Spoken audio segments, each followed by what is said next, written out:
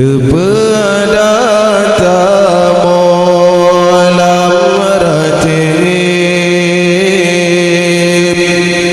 subuh maghrib musolat tapi ilmu tengah nasib cukup sakit sia-sia.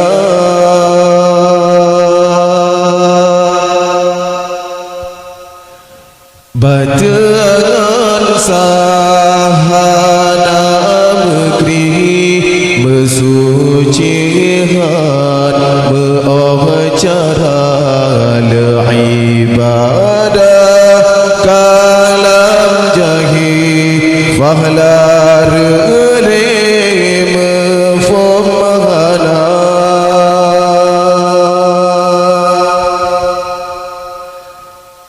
tamse darah on keladi dang habing bulu dengan ibadah dan ilmu sayang wate hasilkan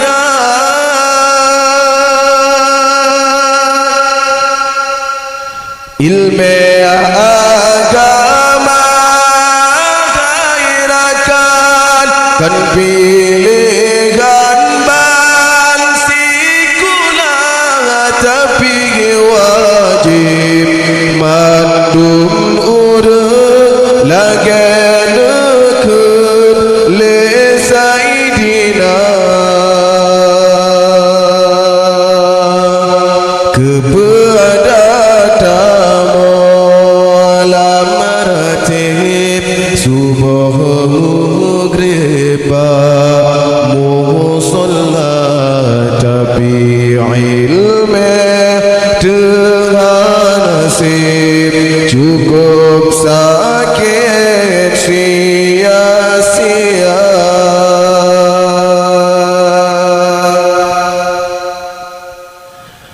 Nyok puncak hudip susah masalah lam rumah tangga anjur tak berno bino ganjur tanyo jaga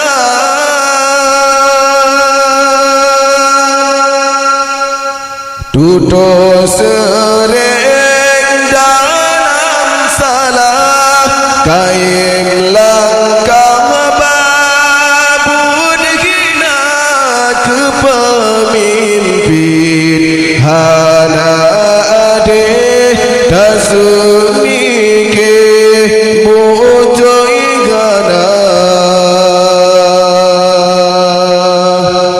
mehan beleng ibadah yang nasosa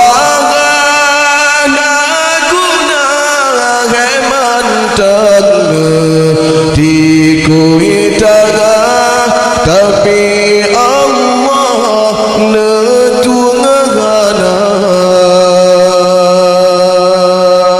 tahu deprip dan jaminan ajaikan baja roh hamba ilmu betah tuntut dari jam kesempatan han megisah pulang dunia tak dari kadruh berjanji Rabbana ilmu necabun lam alam necapulang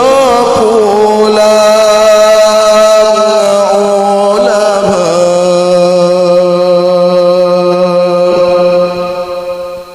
bidadaya berasa kasih beno mengingat wadah pikajula hanya hino yang dapat lunduan sampaikan lebih dan kurang lelaki maaf.